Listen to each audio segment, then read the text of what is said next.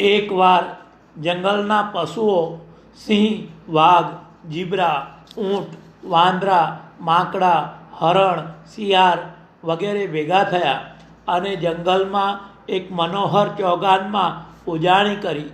ભોજનના અંતે શિયાળે દરખાસ્ત મૂકી, આપણામાં માંકડા સરસ નૃત્ય કરી જાણે છે. નૃત્યની કલા કુદરતે જ એમને બક્ષી છે, એટલા માટે તો મદારી લોકો પોતાના ખેલ કરવા એમને પારે છે. માટે આજે કોઈ હોશિયાર માંકડું આગળ આવીને નૃત્ય કરશે તો મજા રહેશે. પ્રમુખ પદે સિંહ બેઠો હતો. તેની રજા લઈ એક ચપર માંકડું આગળ આવ્યું અને સૌની સમક્ષ એણે સરસ નૃત્ય કરી બતાવ્યું. આ જોઈને ઊંટને ચાનક ચડી. એ બોલ્યું, શું મારી જાતિને નૃત્ય નથી આવડતું? એમ નાચવામાં તે શું શીખવાનું હતું? સિંહ મહારાજ આજ્ઞા આપે તો હું પણ આથી સરસ નૃત્ય કરી બતાવું. મૂછમાં હસીને સિંહે ઊંટને નૃત્ય કરવાની રજા આપી. હરખાતું ઊંટ નૃત્ય કરવા આગળ આવ્યું.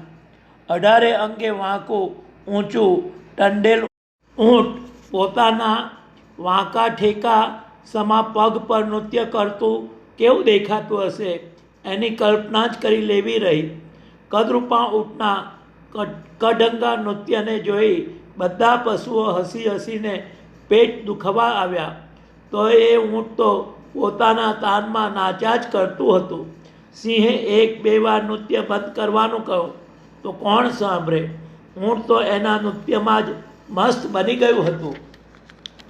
આ જોઈ સિંહને રીસ ચડી. એણે ગર્જના કરી. ઊંટને કહ્યું, બસ હવે તારું નૃત્ય રહેવા દે તો સારું.